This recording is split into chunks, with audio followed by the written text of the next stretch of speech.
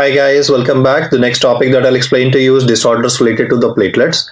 One of the first questions that is asked on this topic from the clinical perspective is that what is the threshold below which would you be giving platelet transfusion to a patient?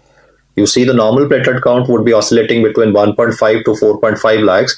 But if a MCQ is mentioning a hematological malignancy, let me say if he gives you a scenario of acute myeloid leukemia, or for that matter of fact, myelodysplastic syndrome where you can have at least two or more cytopenias present, please remember in case the platelet count in these hematological patients is less than 5,000, then you would be starting platelet transfusion, which would either be platelet rich plasma or single donor platelets depending on the availability.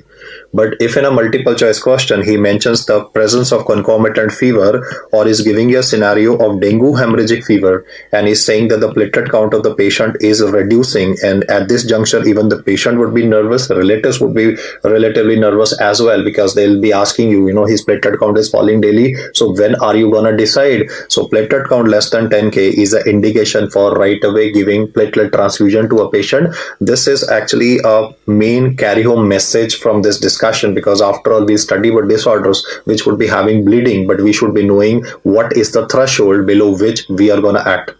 Now, if platelet counts continue to fall, then there would be varied manifestations developing in a patient. One of them is going to be petechiae, which due to gravity will initially appear around the ankles and may be missed by the patient, because you see nobody would look down and look at his ankles and see these beads. But as they progress and come upwards, that is when a patient will definitely come to you with either a visible petechiae, or he might just say that I'm having some bleeding spots present on the skin. You see, petechiae per se would look like mosquito bites. But when you press on a mosquito bite, it will blanch on pressure, whereas petechiae are characteristically non-palpable and are also non-blanching in character. I mean, however hard you press on them, this color of the petechiae is not going to change. In contrast, when you talk about purpura, it is a palpable bleed in the skin. Though I will be discussing a surprising MCQ with you that says non-palpable purpura. Why I'm saying shocking is because when I say it's a palpable purpura and then I discuss MCQ non-palpable, the first query that I get right on this lecture would be that, sir, you said it is palpable, then how could it be non-palpable? The logic is if a purpura is small, it could be non-palpable as well. I have also shown in this case purpuras in the oral cavity of this particular individual. He's a case of ITP. I'll be discussing about both the acute and the chronic versions of idiopathic thrombocytopenic purpura, which is immunogenically mediated. But I just want to highlight at this particular point of time that these spots which are seen reddish in the hard palate of this patient would be a wet purpura developing in this chap. Well, whenever there's going to be a problem with clotting factors, in those circumstances, we always will be having joint bleeding. But when it comes to platelet disorders per se, it's mainly petechiae, purpuras, wet purpura, and then obviously there could be life-threatening bleeds occurring in the patient as well. The standard presentation that I've just highlighted can range from petechiae to purpura, but never a joint bleeding. That's the main message that I want to convey, because I'll be discussing initially mainly platelet disorders, acute ITP, chronic ITP, then I'll talk about Bernard-Soulier and Glanzmann thrombasthenia, and in all of these I'll be describing the various types of bleeds that are anticipated. The message is, whenever a patient is having deficiency of clotting factor number 8 or 9, or let me say 11, you see I'm also describing hemophilia. You see that will also be covered in this discussion, but I'm just giving you a brief overview here that, okay, let's put this, because I think you know this. Can you tell me what is parahemophilia, guys? Hemophilia A is deficiency of factor 8, hemophilia B is deficiency of factor 9, Christmas disease. C is gonna be 11 deficiency. The question is still open. I think you have read about hematology even from pathology. So can you tell me clotting factor deficiency, which one per se is what you read as parahemophilia? Well, your answer would be factor 5 deficiency. So some questions that I'm discussing with you at the moment are very baseline, are very straightforward, but yes, they are definitely important. Then comes the core issue that I've just highlighted and sensitize you to it, non-palpable purpura. You see, if the purpuras are small, there's a possibility they may not be felt. The answer for this would be given as acute idiopathic thrombocytopenic purpura. It's immunogenically mediated, but when it comes to an alternative MCQ that says pinch purpura, you see, if I pinch my skin hard, I'm not having any bleed. It might maybe cause a bruise if I pinch really, really hard, but as such, not a visible reddish bleed will appear immediately. But in condition by the name of cutaneous amyloidosis, the skin blood vessels will become fragile. The wall of the blood vessel is fragile, so that's why minimal trauma can contribute to a bleed, and therefore we call it pinch purpura. The third question that I want you to remember is that traditionally we always read purpuras with decreased platelet counts, but this MCQ will say non-thrombocytopenic purpura is seen in. The topic that I am going to give the answer here has been discussed even in relevant sections of vasculitis and rheumatology. Well, you guessed it right, Henoch-Schönlein purpura. So these are some manifestations very particularly asked in the exam. I definitely want to highlight the fact that whenever it's going to be hemophilia occurring in a patient, then the usual presentation is going to be hemarthrosis. Most clotting factor deficiencies will begin with joint bleeding, which may be bilaterally symmetrical as well. So the child will not be able to walk, and because they're congenital, so that's why it will mainly be having a pediatric presentation. Two more extra facts before we proceed further. Which clotting factor, because we're talking about hemophiliac aspect, so I said which clotting factor will be having the shortest half-life and which will be having the longest half-life. The therapeutic importance is that the one that is having the shortest half-life, the moment its values will fall, the prothrombin time, I've given you a hint also, prothrombin time will dramatically increase. Well, the clotting factor with the shortest half-life happens to be factor 7, which explains that why in chronic liver disease, prothrombin time is always elevated.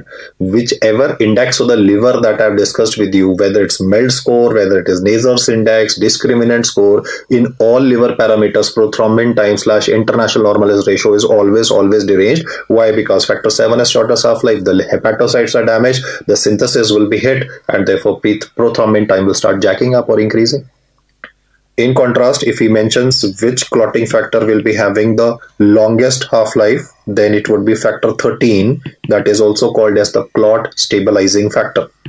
I have dedicated this slide rather to some very baseline paraphernalia that you should be familiar with, so that I can now focus on the core issues, and the topic that I'll explain to you now would be called as acute ITP. Well, one thing is very clear, because it is immune mediated. If you're going to give platelets to this individual, if platelet count is falling, it's a waste of resources, because the antibodies in this guy are going to be waiting for the platelets to come in. The moment you give platelets, the antibodies are going to hit on those platelets, and therefore the end result would be that it would be a waste of resources. All those platelets will be destroyed. It's like slaughter of all the platelets that you are given. So what are the viruses which are incriminated in pathogenesis of acute ITP? It could be Epstein-Barr virus, which causes kissing disease, then cytomegalovirus and rubella. So yeah, there's definitely an antibody-mediated response after viral infections, and that can cause a cross-reaction with antigens on the platelets as well, causing mayhem, and therefore bleed manifestations will occur in the patient. Most of the time in the question, he might even write the terms primary versus secondary. So primary is always going to be answered by you as immune mediated. When it comes to secondary, then I would highlight that it could be associated with myelodysplastic syndrome, where we have cytopenia, so platelets can definitely be affected, or autoimmune disorders like systemic lupus erythematosus. In fact, in SLE I've highlighted the type of anemia seen in SLE is of two varieties. No, one is anemia of chronic disease, second is autoimmune hemolytic anemia, and even autoimmune thrombocytopenia can occur in patients of SLE. Apart from this, even HIV has been associated. Now, you can definitely argue that why HIV was not included in the first one and included in the second one. So that's a slight discrepancy that is noticed in the book, that the viruses are mainly mentioned in the primary variety, but one that is included in the secondary happens to be HIV. Coming to the clinical features of this particular disease, the first and the foremost would be presentation of nosebleeds. You see, initially, India when there's a nosebleed, people think that it's too hot outside, because we are predominantly a very hot country. So people think, that the bleeding from the nose is related to the heat exposure of an individual. That definitely can occur. When you go out in extreme hot environment, they could be drying of the nasal mucosa, and then there could be a bleed. But in this case, it's going to be recurrent nosebleeds occurring in a patient to the level that he has gone to a ENT chap. Maybe the ENT chap did some packing also. But because the bleeding is going to persist, therefore the ENT doctor told the patient that go and see a physician. In a female patient, there might be menorrhagia occurring. Now, this might look very non-specific initially, and that is the usual reason why lots of time patients might present to you relatively late.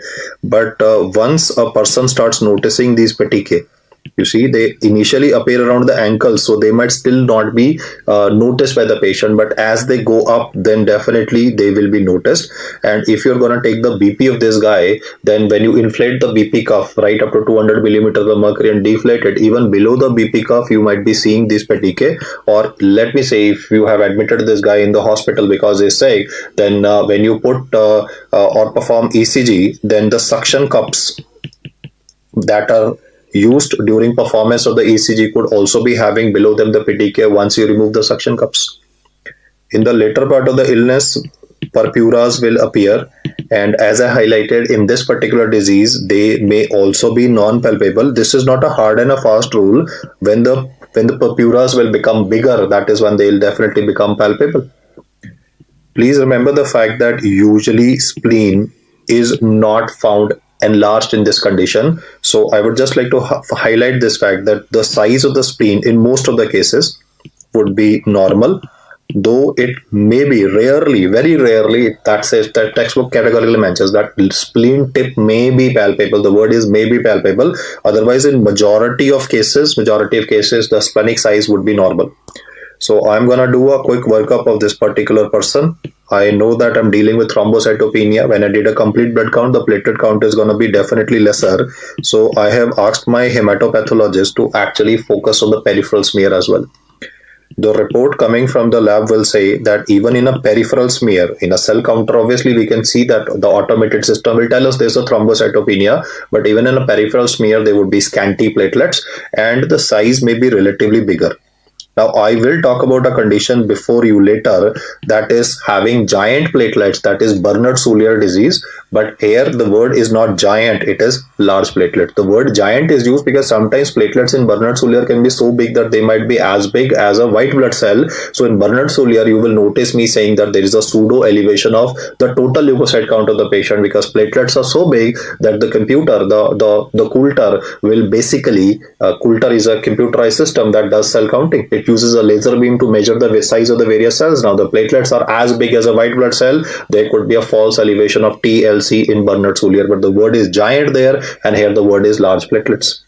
As I highlighted, platelet count in these patients can dramatically be low to alarming levels that the patient as well as relatives are asking you that when would you give platelet transfusion? You will not give platelet transfusion in this person because it's like, I would say, slaughter of the platelets. You give them, and the bad news is that the antibodies are waiting to destroy it. So we will talk about strategies that can be used to actually bypass the immunological attack in this case. I can also do a bone marrow aspiration in these patients. Lots of time bone marrow aspiration will be normal, or in some cases the pathologist just might casually just write clinically correlate. I mean, most of the time you see the reports that come from pathology department just say please correlate clinically. But there's a possibility that if it's an experienced pathologist, he might just mention regarding the size of the megakaryocytes being also relatively bigger and the count of the megakaryocytes also being relatively more. This is compensatory change, right? Because the platelets are being killed outside. There's a slaughter mayhem happening outside in the bloodstream. So the bone marrow is trying to compensate for the damage that is occurring, and that is why the megakaryocyte size and count might be increased, though this finding may not be appreciated if you are having a young budding pathologist. I mean, it requires experience to actually visualize the slides. You see, most of the time the work in pathology nowadays is done by computers only. I mean, we have all the technology available where we can pick up the types of cells using flow cytometry. So the work of a pathologist is becoming relatively, I would say, more towards artificial intelligence. And here I can just highlight the fact that acute ITP will usually be having a presentation that can be easily picked up and can be differentiated from dengue hemorrhagic fever, which is so common in our country because there would be no mention of any fever. And then even the recurrence of these manifestations, the recurrent bleed manifestations, can definitely give you a hint towards that the probable diagnosis of the patient is not an infective cause of thrombocytopenia, but is rather another immunogenic process. Coming to the treatment of this condition, we will be starting the patient on intravenous steroids, which will mostly be methylprednisolone, and then two more strategies which are to be deployed are dependent on whether the person is Rh positive or Rh negative. You see, I shall be giving ROGAM to this individual. Now, traditionally, you read about ROGAM or Rh immunoglobulin with respect to Rh incompatibility, but why am I using it here is because this is going to distract the harmful antibodies. How? The mechanism of action of giving ROGAM is that it causes saturation of the Fc receptors. You are aware from your basic sciences that Fc receptors are going to be the ones with help of which the antibody will bind on to the platelet. In this case, all you are doing is literally distracting the platelets. What you are doing basically is that you are inhibiting the Fc receptor function, and therefore the platelets are very much there, but they're not going to be able to act on the platelets and cause a destructive effect. The point is the enemy is still there, but you're neutralizing the capability of the enemy to harm you. In contrast, when it's going to be Rh negative patient, for these patients, we will be giving intravenous immunoglobulins. Now, the query goes to the students is that, okay, in Rh positive case, you distracted the antibodies. Why intravenous immunoglobulins now? Then intravenous immunoglobulins are antibodies against antibodies. So what they will do is that they will help in enhancing the clearance of these harmful antibodies. Mark my words there. The harmful antibodies which are attacking the platelets, they have to be removed from the circulation. So depending upon Rh positive and a negative scenario, we can be using IVIG or ROGAM for these patients, and the mainstay of treatment would anyway be IV steroids. Now, like all autoimmune processes, these patients might be having a waxing and a waning course and can progress into chronic ITP. If he says what is the mainstay of treatment for chronic ITP, it would be elective splenectomy. Though, I mean, it's easy for we doctors to say ki operation karwa lo. A lot of patients may not be very comfortable going in for surgery right away. If he agrees for elective splenectomy, you have also to take care of the fact that he could be susceptible to development of capsulated infections. So therefore, I would like to give vaccines to these patients. The vaccines that would be given and have been discussed earlier are Hib vaccine for Haemophilus influenzae. Then is the pneumococcal vaccine, because anyway pneumococcal sepsis can occur in these patients, and then would be meningococcal vaccine. Actually 4 vaccines are given in these patients. There's going to be 3 against the bacteria and 1 against the virus, that is the influenza virus. And conditions where I have taught you elective splenectomy over and above chronic ITP is hereditary spherocytosis. But unfortunately, if there is a relapse after a splenectomy, that's definitely possible. I mean, the immune system is definitely reacting in spite of the fact that you have tried to remove the spleen from the body of this patient. Or if a person is having contraindication for splenectomy, which could be ranging from maybe a comorbid condition presenting in this patient, like this guy is having maybe triple vessel disease, or he is having uncontrolled diabetes. So whatever be the scenario where the person is not undergoing a splenectomy, that is where we can be using drugs. Now, these drugs, you can definitely revise them from the pharmacological domain, and they will definitely help you to increase the platelet count. One of them is romiplostim. The second one is L-trombopag. Well, the name itself will tell you, no? Thrombocytes word is used to L-trombopag, and then romiplostim definitely are going to help you in increasing the platelet count of these patients. But they're backups. They're not a primary approach that would be used for management of a patient of chronic ITP. I shall now be comparing the manifestations of ITP with hemophilia A, which is going to be one of the common disorders where bleeding manifestations can occur. I want to highlight the fact that the most common disorder contributing to bleeding, or most common bleeding disorder, is not hemophilia. It is actually von Willebrand disease. In this particular case, factor VIII deficiency is the main reason why he will bleed. The pattern of inheritance is X-linked recessive, which tells you the fact that the disease will mainly be presenting in boys, and girls are going to be carriers. How's this boy going to present? The early presentation can be like, let me say this boy is a Jew and he underwent a circumcision. So whenever you read excessive bleeding with respect to post-circumcision, you see this boy underwent a circumcision procedure, and excessive bleeding post-circumcision should alert you. I'm not saying it is confirmatory, but it should alert you to the fact that there could be some bleeding disorder present in the child. As this child will grow up, he will start crawling, creeping, and then standing with and without support. So you would have seen children falling also. Every time the child will fall on his knees, or maybe his ankle will get slightly twisted, because children, when they fall, you see they fall in all directions. So obviously they could be injury to the big joints. So most of the time, the presentation that is going to be answered as the most common presentation of hemophilia is bilateral hemarthrosis.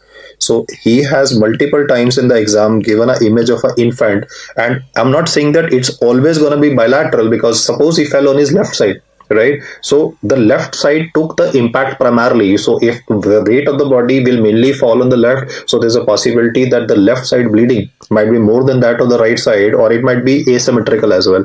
So don't be under impression it's always going to be bilateral. That depends on the side he will fall, right? That side that definitely takes the hit is the one where the hemarthrosis will be more prominent. So it can be asymmetrical hemarthrosis, it could be unilateral, it could be bilateral. Yes, and that is when a mother will definitely notice that now the child is not moving his limb at all. You see, a playful child always loves to play, and he's silent, he's crying, and he's not able to walk. A mother is worried. That is when, in the retrospective history, she will tell you, the doctor, I've noticed that every time he has a little bit of injury, also, I have noticed a bruise appearing on the skin of the child. So, easy bruisability. And then she might say that my brother also had a similar complaint, or my brother had expired. So whenever you read, and this positive family history thing may not be always elicitable, depending on the education level, I would say, and obviously the families are so far apart that people don't bother to talk about the family history component. So mainly I want you to focus on excessive circumcision bleed, easy bruisability, bilateral hemarthrosis. The genetic hint may not be given in the question also deliberately, because then it will make the diagnosis easy for you. I also want to tell you that suppose this child has not been diagnosed and the child is playing in the stairs with his sister. And like children, they keep on having fights. So the elder sister, she just pushed this boy and he fell down the whole flight of stairs. Now children fall down the entire flight of stairs, nothing happens to them. They just cry for 5 minutes, they're fine. But this kid, if he falls on his head, entire flight of stairs, there could even be a possibility of intracranial hemorrhage, and therefore raised ICP posturing could also be manifestations, and the child will actually die because of brain hemorrhage manifestations. Let's look at what are the tests that I can order for this child. Let's talk about the screening test and then the confirmatory test. The screening test that I will do in this case would be a coagulogram. I will be checking for bleeding time, prothrombin time, and activated partial thromboplastin time in this child. You see, bleeding time is dependent mainly on the platelet function. Prothrombin time is mainly dependent on the extrinsic, E for England, extrinsic system of clotting, that is activity of 5 and 7, and the APTT is mainly related to factor 8 and others. The bottom line is that in this condition, bleeding time will be normal, prothrombin time can be normal, but APTT will definitely be deranged.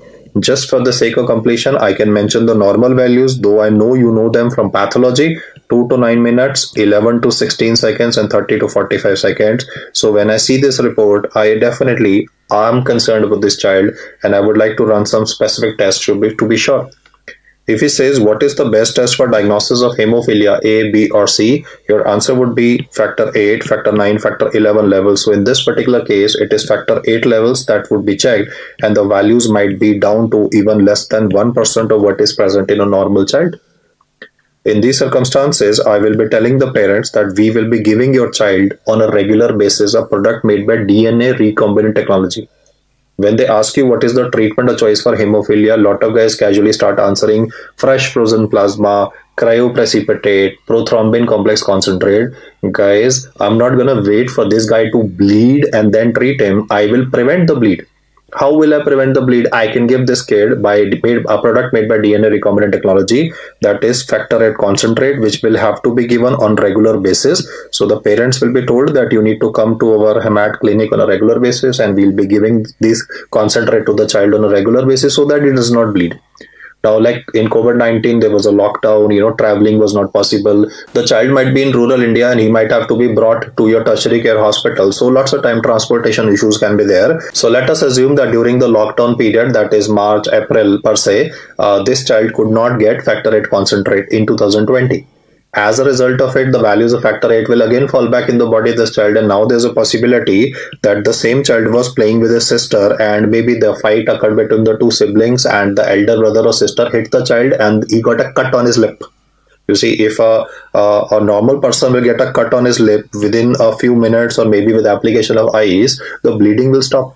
But in this particular case, if he specifies that the child who was playing with his sibling got injured and there's a mucosal bleeding, then what are you going to do? Because local measures will fail in this case. You would be using desmopressin, you would be using, I mean, either it will be written desmopressin or it will be written DDAVP in the MCQ. That is the decision of the examiner. I mean, whichever way in pharmacology he wants to write it. But do remember that if he says life-threatening bleed, you see, the same kid was playing in the stairs. The brother who's elder to him or sister who's elder to him pushed him down the stairs. I did not say brother primarily because if it's elder brother, even he could be having hemophilia, no? So that is why I'm saying sister, not that I'm saying that sisters are gonna beat up the brothers. What I'm trying to say here is that it's an elder sister who's not suffering from the disease and the younger brother is. And if there's a life-threatening bleed, then we would be giving fresh frozen plasma.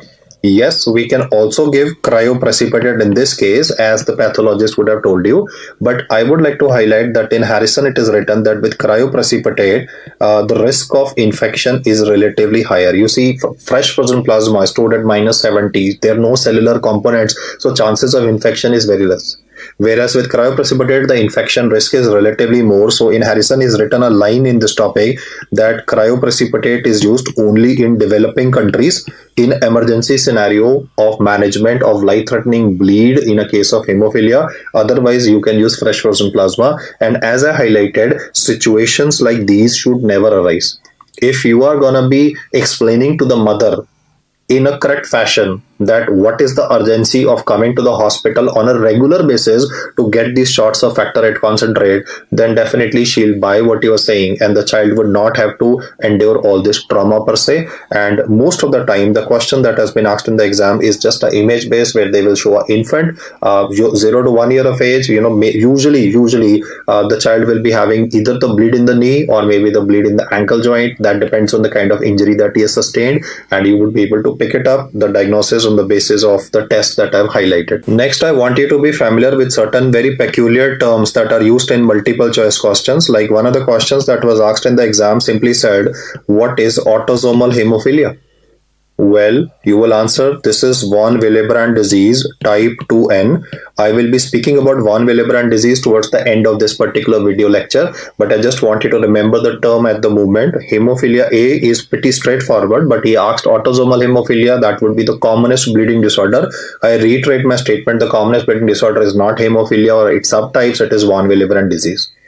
I've already sensitized you to the next MCQ, parahemophilia. That is going to be deficiency of factor 5. The third term, when it came in the exam the first time, it stumped a lot of people. I mean, it ruffled a lot of feathers in a sense that the term written in the MCQ was acquired hemophilia. And the usual query of a lot of doctors was that, see, we have read hemophilia is congenital, it is genetic, it is X-linked recessive, and the examiner is trying to take some kind of, he's trying to take out his anger on us by asking us acquired hemophilia.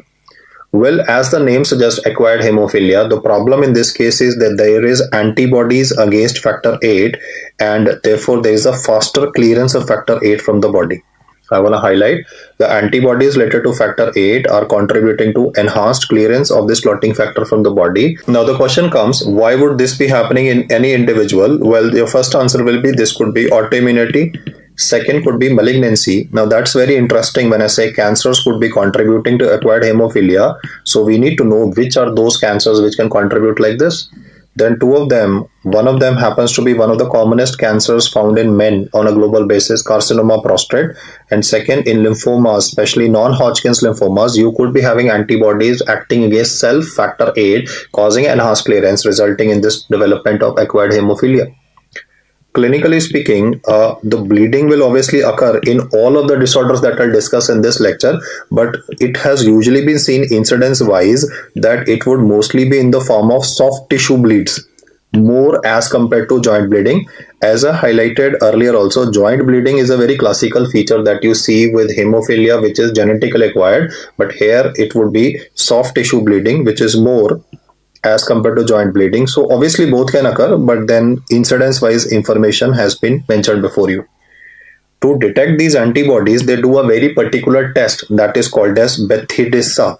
You see, the term itself, sometimes will help you cause difficulty in spelling it out. That is Bethesda assay helps you knowing about the titers of the antibodies. What these antibodies are doing is actually two things. One, they might actually be inhibiting the function of factor 8, and second, they might be causing an enhanced clearance also. So this antibody against factor 8 can actually have a multi-pronged effect. Now, if bleeding occurs, what are we gonna do? We are not gonna give factor 8 in this case, because if you give it, the antibody can cause two things. Either it will not allow it to act, or it might cause an enhanced clearance. In either of the two scenarios, if you give factor 8, it's not going to be useful, it's going to be waste of resources. So just like in acute ITP, I was saying, if you give platelets to the person, it would be a waste of resources. Similarly here, I want to tell you that if you give factor 8, then it's going to be waste of resources. So what are we going to give? We're going to give PCC for these patients. PCC would stand for prothrombin complex concentrates. And when I'm writing it, I hope you would have recalled from central nervous system discussion, I have explained the fact that if a person is on long-term warfarin and there's a warfarin toxicity developing in a chap with intracranial hemorrhage, then I will not wait for fresh frozen plasma to thaw, because fresh frozen plasma is frozen. It will take half an hour, 1 hour for it to thaw, and then you can give it to the patient, and half an hour, 1 hour, the CNS bleed will increase. So in warfarin toxicity with raised ICP, we tend to give prothrombin complex concentrate, which is a ready-made source of clotting factors. And the second indication for prothrombin complex concentrate is what we've discussed at the moment, that is acquired hemophilia. So these terms are to be remembered. I am now going to explain to you regarding two disorders. One will be having large platelets, that is Bernard-Soulier, and the small platelet one, that is called as Wiskott-Aldrich syndrome. So let's take them up one by one. I'll first explain to you what is the fundamental defect in this condition. I mean, why is it that the patient will come to you? And most of the time, the clinical presentation in the MCQ will begin by saying excessive post-operative bleeding. It could be post-appendectomy, it could be post-dental extraction. Any minor surgical procedure is ultimately going to result in excessive bleeding in these patients, which is not going to be controlled by local hemostatic measures, and that is when the case would be referred to the medicine department for an evaluation. The pattern of inheritance of this condition is autosomal recessive, so lots of time history of consanguineous marriages might also be given in the question. Well, the name of the receptor, you can remember for Bernard-Soulier begins with B. Here the receptor is also having this nomenclature, that is 1B, and the main function of this is that it's going to bind to the tissue glue. Well, what is the tissue glue? That is von Willebrand factor. Von Willebrand factor is produced by the endothelial cells which are lining the blood vessel which has been injured, and the end result is that the binding of von Willebrand factor to 1B is what you refer to as platelet adhesion. But in this condition, due to genetic reasons, this platelet adhesion is defective, and therefore the clot is not able to form, which results in increased incidence of post-operative bleeding in these patients. There are two primary aspects which are asked in the exam for this particular topic. One is what I just highlighted even in the starting and right now also, that is giant platelets, which might be misread by the Coulter device as a white blood cell, and therefore a pseudo elevation of TLC can be present in this condition. And second, the problem in this patient would be that of adhesion. The next topics that I'll explain to you will be having giant platelets, that is Bernard-Soulier, and Wiskott-Aldrich, that is having small platelets. So let's take them up one by one. The usual clinical presentation given in the topic that I'll explain to you now will be excessive post-operative bleeding in a patient. It could be like this guy underwent an appendectomy, a young chap, right? And post-operatively there's an excessive bleeding.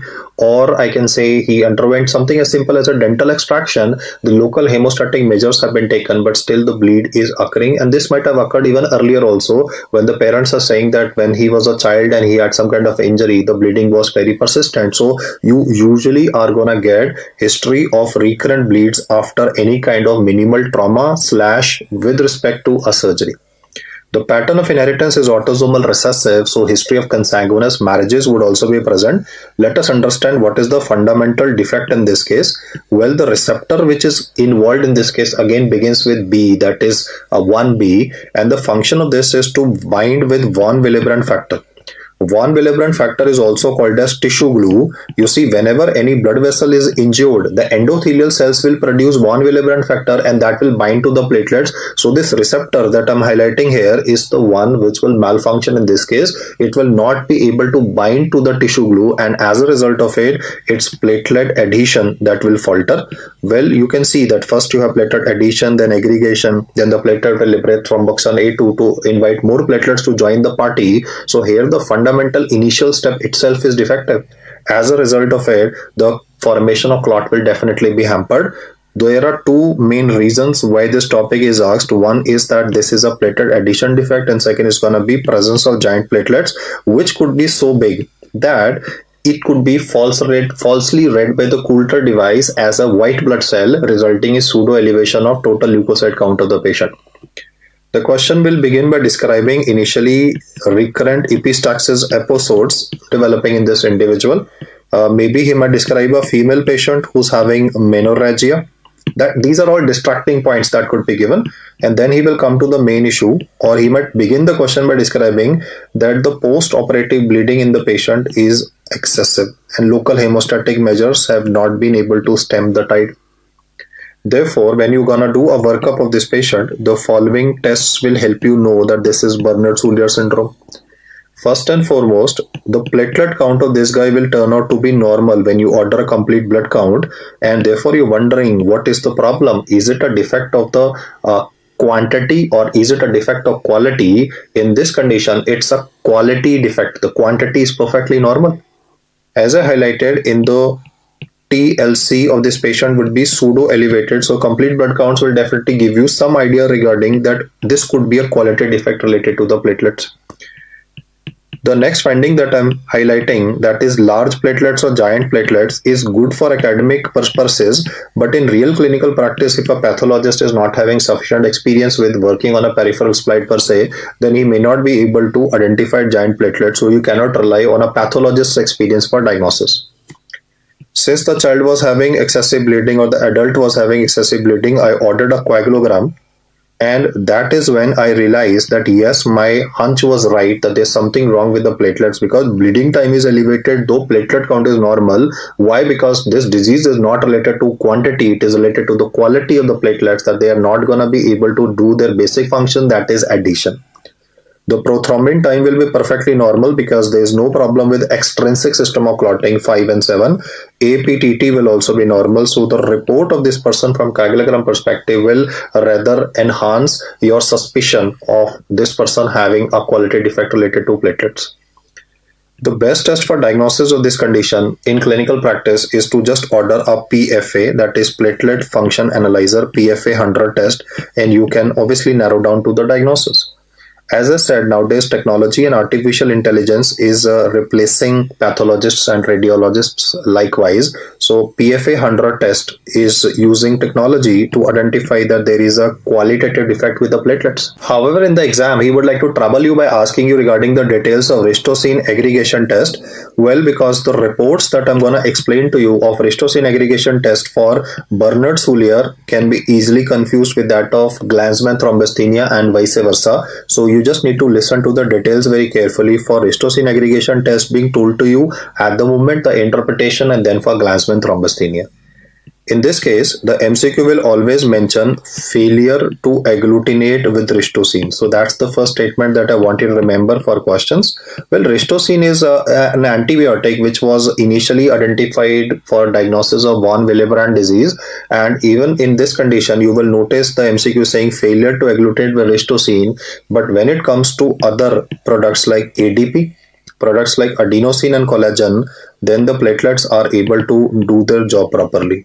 You see, if I just highlight this statement of mine that Ristosine aggregation test is useful for diagnosis of this condition with the word failure being remembered by you, because you will notice that in Glanzmann thrombasthenia, I will be changing my statement. So just wait for Glanzmann thrombasthenia to come up. But this statement of mine, failure to aggregate with Ristosine, is one of the important points that I want you to remember in comparison with Glanzmann thrombasthenia. And once the diagnosis of this patient has been made, best with platelet function analyzer slash histocene aggregation, we will be managing these patients on emergency basis. However, tide over the crisis, their own platelet quality is bad, so we will be giving platelet transfusions to these patients, though they might develop alloimmunization to these platelets also. Why? Because if you are after every surgery, you see he underwent appendectomy, then he underwent a dental extraction, then maybe a third minor surgical procedure like a hernia, because a person started having bleeding, he was giving recurrent platelet transfusion, so there is a risk of alloimmunization or antibodies developing in these patients as well.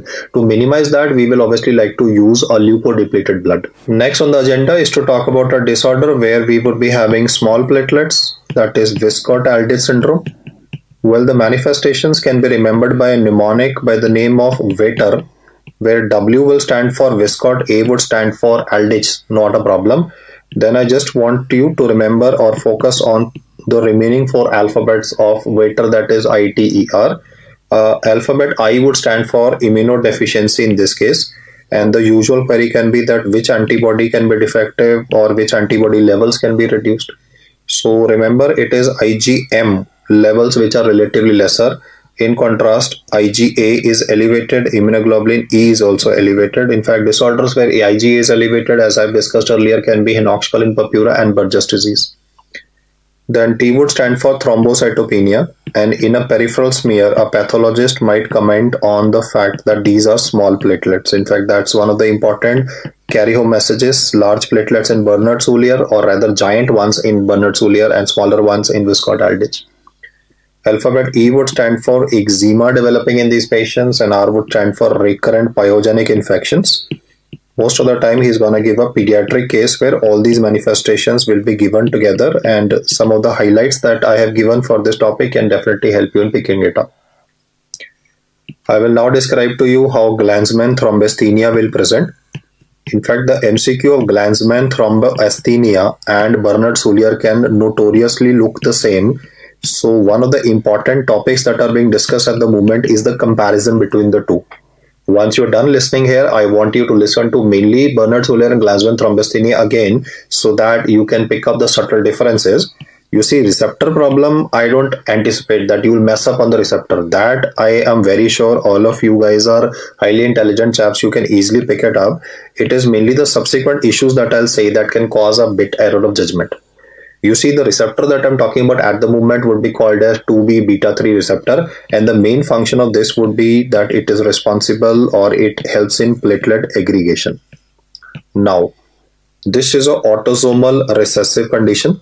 The defect is on chromosome number 17, and he might mention information regarding marriage between cousins, that is consanguineous marriage information can be given in the question before he starts describing the manifestations, which will be aid to diagnosis, because you know that there's something genetically wrong contributing to bleeding. Previously, I was talking about genetic problems related to bleeding in the form of hemophilia. Then I spoke about Bernard, and now Glanzmann thrombasthenia is there.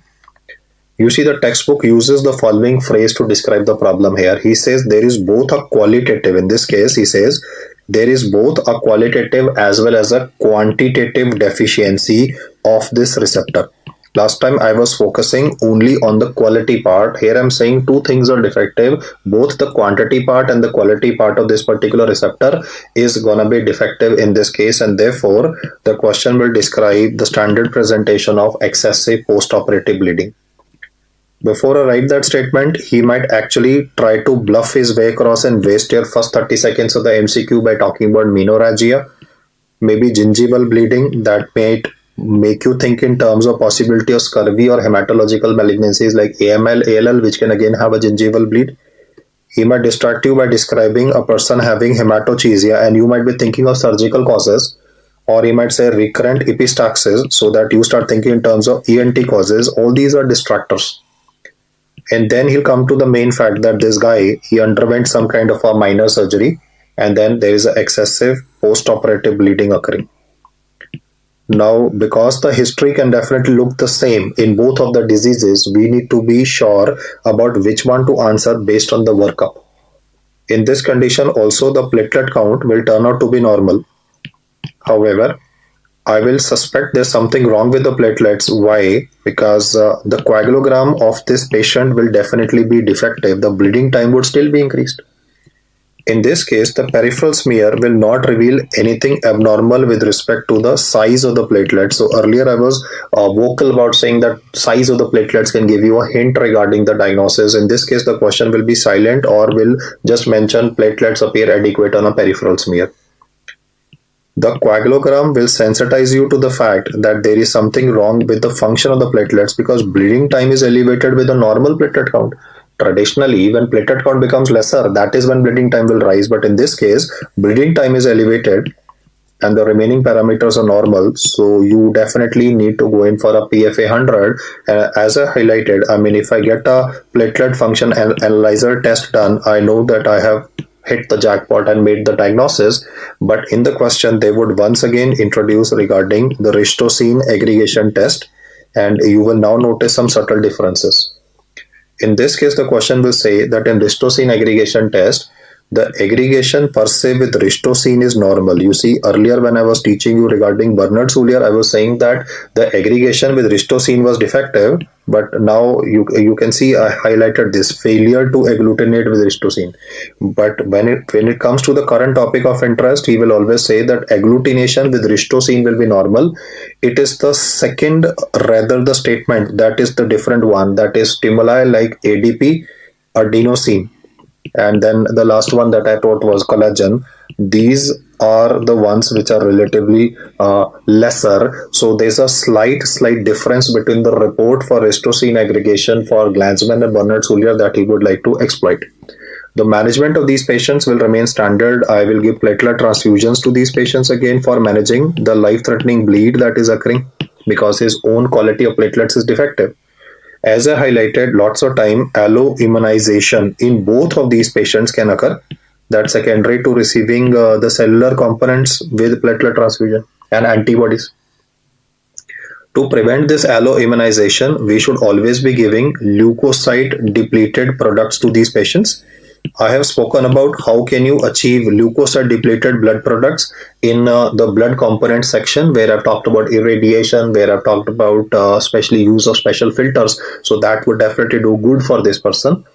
In case he mentions that it's a non-life threatening bleed.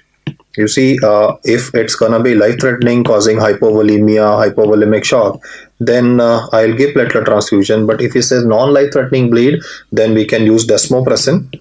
Last time when I was teaching you hemophilia also, no, I talked about desmopressin being used because that helps you in increasing the activity of the platelets with the local tissues, and the function tends to improve of the platelets, and therefore the bleeding manifestations can reduce. Other products which can be used here are ECA, that is epsilon aminocaproic acid, and even topical thrombin. These are additional products which can be used to control the local bleed, like a cut on the lip, etc. Or maybe I would say this patient was undergoing a root canal, not a proper dental extraction, a root canal, and following that a bit of bleeding is occurring from the gums.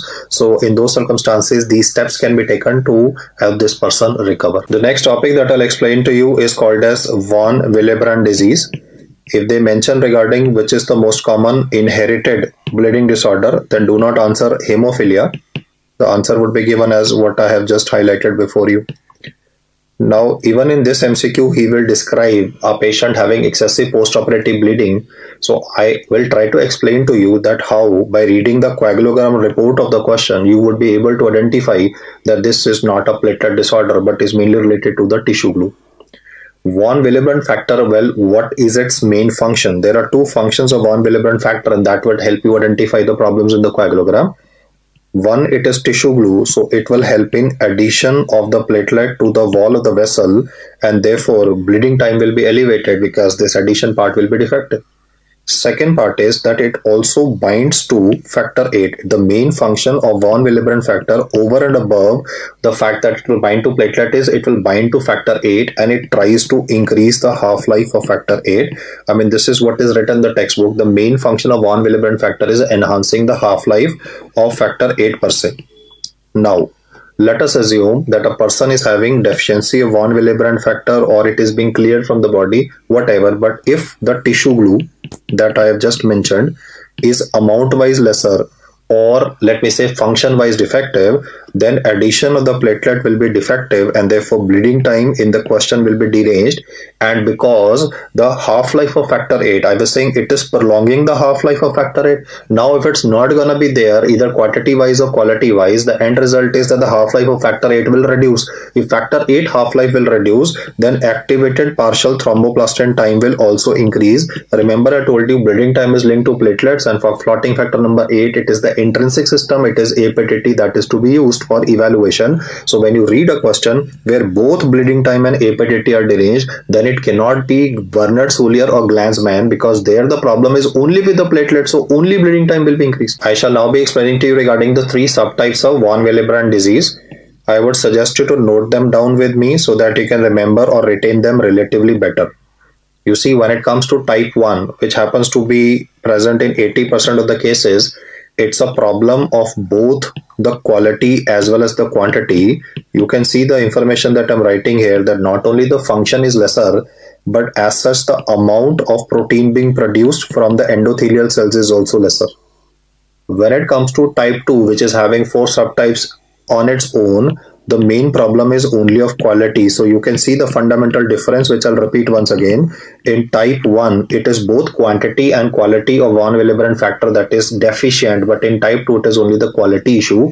Whereas in the third one, von Willebrand factor is completely absent. So you can very well understand 3 MCQs coming up here. One would be mainly related to the fact that which is going to be the most severe variety of von Willebrand disease. Your answer is going to be type 3 variety. If he says the most common one, I've already sensitized you to that.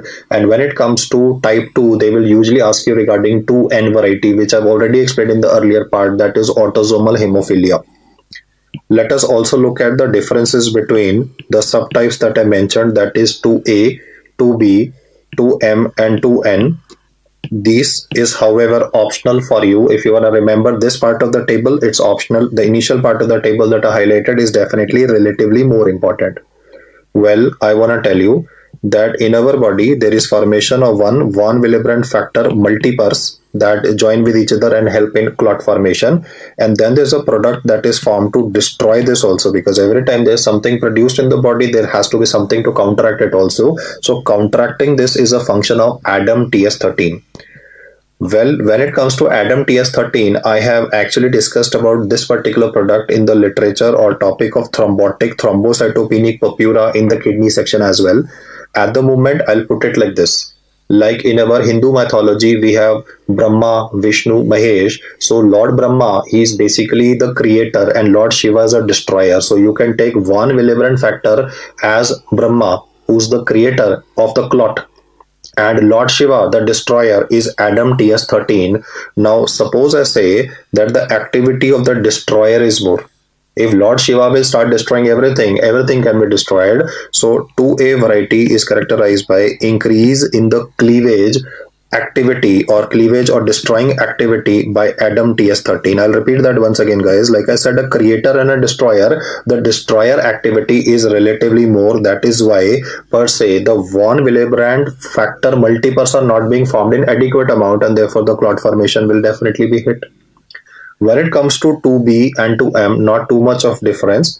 You just need to remember that in 2B, there is a gain of function. Now, remember the words, there is a gain of function. So the query of most doctors is that should cause more effective clotting. You see, when there is a gain of function, there is a spontaneous binding to platelets. So there is wastage of resources.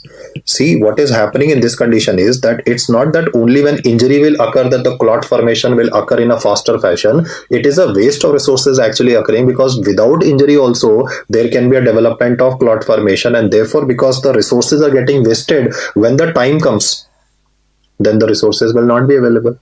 You see, if you waste your energy in all other activities, then when it comes to energy being utilized for study, that energy will obviously be lesser. Same thing is happening here, that the body is wasting its resources, and as a result of it, when it is required, like after dental extraction, after any kind of a minor surgical procedure, when it is required that the clotting system should function, it's not going to perform. The 2M variety is a variant of 2B also. When it comes to 2N, the main problem is that of defective binding You see, I was said that von Willebrand factor will bind to specific receptors that I mentioned as 2B, then beta 3 receptor. So here the binding problem is from the side of the von Willebrand, and the specific name that is given to 2N variety is called as autosomal hemophilia. So this particular table that I've just explained to you with example of Lord Brahma and Bhagwan Shiv, this is optional for you if you want to remember it. Otherwise, 1, 2, 3 fundamental differences should be known. Quantity plus quality, only the quality aspect, and total absence. I mean, that's how you can remember it relatively. And now let's look at the main clinical question that will come on this topic. Ultimately, our objective is to solve MCQs, no? So the MCQ can be solved like this. He will describe this 13-year-old girl. She can be a little older also. He might describe that she's having wisdom tooth, and that's causing, I mean, she's having toothache. So for that, the general physician had prescribed painkillers, but the problem is still continuing. As a result of it, now her dentist has advised dental extraction, and the parents and this girl said yes because she's fed up of taking these painkillers. Post procedure, there is excessive bleeding occurring. So initially the dentist thought that this could be a minor aberration. I mean, you definitely can have bleeding more than usual in some patients. So what the dentist suggested was that she should not talk after the procedure. You see, the packing is obviously put, but in this case, the moment the packing is removed, the bleeding is still occurring. So the dentist has advised her to drink cold water, eat ice cream, not talk much, and the bleeding should stop, but unfortunately did not. Blood is still coming in her mouth. So next time the dentist tried something different, which is he soaked some cotton in adrenaline and he did some packing so that at least adrenaline will cause vasoconstrictor effect and therefore the bleeding will stop. But in spite of all the efforts that could be done by the dentist at his clinic, the bleeding is still persisting because the moment he removed the pack, the bleeding is still very much there. So the case was referred to me. On listening to the history here, though parents may not tell about any kind of previous history or they may not have noticed as is the norm in our country, so I will have to rely not on the history, but I will have to rely on the coagulogram report. This coagulogram report is very characteristic because you will notice that prothrombin time will be normal, but bleeding time will be increased. Why? Because obviously the tissue glue is not there, so platelet is not going to be able to adhere per se. And half-life of factor 8 will also be reduced because one of the functions of von Willebrand factor is to enhance the half-life of factor 8. So even APTT will be deranged in this case. So when you get a question that talks about a girl having post-op bleeding, which could be post-dental extraction, and a coagulogram like this, you will definitely think in terms of von Willebrand disease. And what test will I do? I'll get a von Willebrand assay, which is the main way for diagnosis of this condition. Now the examiner does not want to make it easy because if he will himself write von Willebrand assay shows a suboptimal activity, the diagnosis is right in your face. So what will he write? He will again talk about the ristosine aggregation test. You see, ristosine is an antibiotic that can behave like von Willebrand factor. You see, the blood of this patient is not clotting on its own, but when you add ristosine, it will behave like von Willebrand factor. It will promote the clotting fact. So therefore, ristosine aggregation test can definitely help in diagnosis of this condition. I said this is actually an antibiotic. Looks surprising, but true. It's an antibiotic. You will say when it is added, I mean the complete statement given in the textbook is when it is added to the plasma, which is von Willebrand factor deficient, then because it is gonna behave like a von Willebrand factor, it will help in promoting the clot development. For management of this condition, if he says what is to be done, your primary answer is once again desmopressin, that could be written as DDAVP. The main aspect I want you to remember for this topic is the coagulogram report and post-procedure bleeding that would help you identify, because this report is different from what I described for Bernard-Soulier and Glanzmann thrombasthenia. In this question, if he wants to make the question longer and give you hints, subtle ones, then he can definitely talk about this girl. She's 13 years of age, so maybe her menstrual cycle has started. So menorrhagia, though the parents are or the mother is thinking that the menorrhagia component is because initially the cycles can be relatively heavy also. then the bruisability of this girl will also be on the higher side. Like the mother might tell you in retrospective, like when this girl, she had fight with the brother and the brother hit her. When siblings keep on fighting, so she might say that there is a lot of bruises that can develop on her body. So I mean, though that kind of history may or may not be given, but coagulogram report will definitely help you in identifying this condition primarily. I will now teach you about a very peculiar aspect. You see, I'm describing a patient of valvular aortic stenosis. You will be wondering, why am I discussing a cardiac case here? You see, this patient who is having valvular aortic stenosis, he might have undergone some procedure also, like a valve repair, or he might have undergone maybe a valve replacement also. I just want to say at this particular point of time that the shear stress that is produced due to the opening and closure, you see, there's a lot of turbulence in this condition. Aortic valve is a high pressure area. When blood will go out of the aortic valve at a high pressure area, there might be shear stress generated, and this shear stress might actually even act on the RBCs. No, I'm not teaching macroangiopathic hemolytic anemia. Macroangiopathic hemolytic anemia, I've already told you that prostatic valves can result in development of macroangiopathic hemolytic anemia. This time I did not say the word prostatic valves. I said a person is having valvular aortic stenosis. Its original heart valve, let me say, present at the moment, not even undergone surgery. He could have undergone surgery, not undergone surgery, because valvular aortic stenosis, it's difficult to correct per se, because it causes a very severe defect. So the shear stress on RBCs could be present in spite of the surgery component. The bottom line is that this shear stress on the RBCs due to turbulence can also be associated with a decrease in the activity. It might look a little surprising to you, but listen to this with an open mind. Studies have shown that the shear stress that is created might even contribute to decrease in von Willebrand factor activity. And because von Willebrand factor activity is lesser, therefore in this patient, tendency to bleed can be present. That is in the form of GI bleeding. It could be maybe hematochezia developing in this guy. You see, surprisingly, I'm teaching you a case of cardiology, a aortic stenosis patient who has or not undergone surgery, who is having shearing stress on the red blood cells, okay, and along with that, the von Willebrand factor activity is also reduced, which is causing bleeding tendency. This is a rare, actually a syndrome where Harrison has mentioned this in actually italics because of the rareness of the disease per se. This is called as Hedge syndrome. So I just want you to remember the terminology here. Combination of aortic stenosis with GI bleed is what you call as Hedge syndrome. And that's just an additional aspect that I want you to remember, though my main focus was you to remember the clinical domain or clinical presentation of a hemophilia patient versus von Willebrand versus Bernard-Soulier versus a Glanzmann thrombasthenia. And in the end, I'll compare various coagulograms before you so that this becomes a permanent memory for you. So you can quickly grab a pen here and start making a table with me, because though I know it's given in the notes, but I would like you to listen to me and note down simultaneously so that it makes more sense to you. The first entry that you have to make is that of dengue hemorrhagic fever, where platelets will be lesser. Therefore, bleeding time will be increased. But dengue will not say anything to factor 5, factor 7. Therefore, prothrombin time will be normal. Dengue will not be affecting the activity of the other system, that is APTT. So intrinsic system is unaffected. So therefore, the report will only say deranged bleeding time.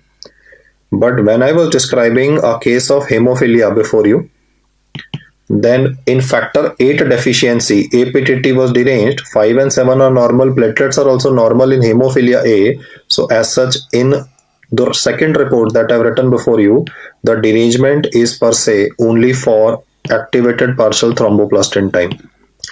In contrast, when you take up a case of chronic liver disease, because factor 7 is the one having the shortest half-life, therefore prothrombin time will be deranged, but the remaining parameters will be normal. When it comes to consumptive coagulopathy, one of the important causes of DIC is sepsis, and after sepsis, it's gonna be obstetric causes. Like one of the obstetric causes can be abruptio placentae, or it could be intrauterine death. And therefore, in DIC, because platelets will also be consumed, factor 5, 7 will also be consumed, 8 will also be consumed. So because all are getting deranged, that is why we are gonna use, or rather I would call this one of the more torrential forms of bleed that will be occurring in a person will occur in DIC patient, because everything is getting consumed. When it comes to thrombotic thrombocytopenic purpura, though it's discussed in the kidney section, TTP, again bleeding time can be deranged. though PT and APTT can be normal to slightly deranged. In fact, for TTP, I would like you to specially listen to the discussion in the kidney section where I've justified the coagulogram report. And lastly, I spoke about von Willebrand disease. The problem was platelet addition is defective. The half-life of factor 8 is also going to be hampered in this case. So therefore, you would be having a deranged bleeding time and an increased APTT. I deliberately went faster here. I deliberately mentioned these parameters because this is not multiple MCQs. This could actually be a single question where he can incorporate increase, decrease of various parameters and can bog you down with the data.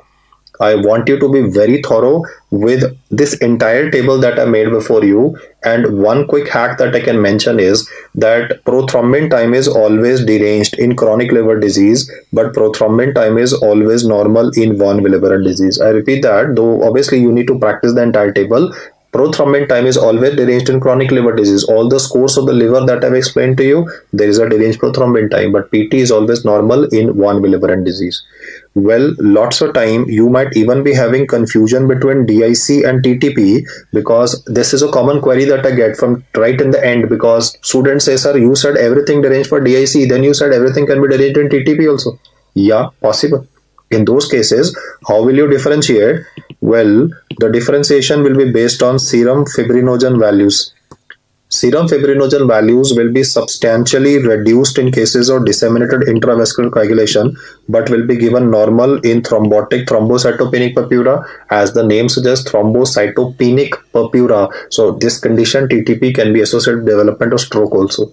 TTP per se has been discussed in the kidney section, so you can go through it. There's a one full lecture on that. But if you can just practice this table that I've highlighted, you would be definitely in a better position to evaluate and answer questions related to bleeding per se. And over and above this, I would like to finish this discussion by basically mentioning that if a person is having bleeding in the emergency or right before surgery, then we can do a test that can actually be performed in emergency and can measure the entire clotting system.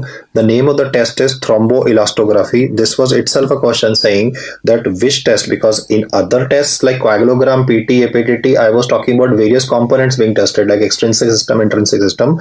But if you have to test the entire clotting system in one go in an emergency scenario, that could be mostly in the casualty, mostly pre-operatively. In those circumstances, the test that you will answer will be given as TEG, that is thromboelastography. So these are the details that I want you to listen for this topic, practice and keep learning, guys. And you're doing great. I assure you the fact that the moment you keep on learning one new topic every day, you are bang on track for having a great career. Thank you so much for hearing me out.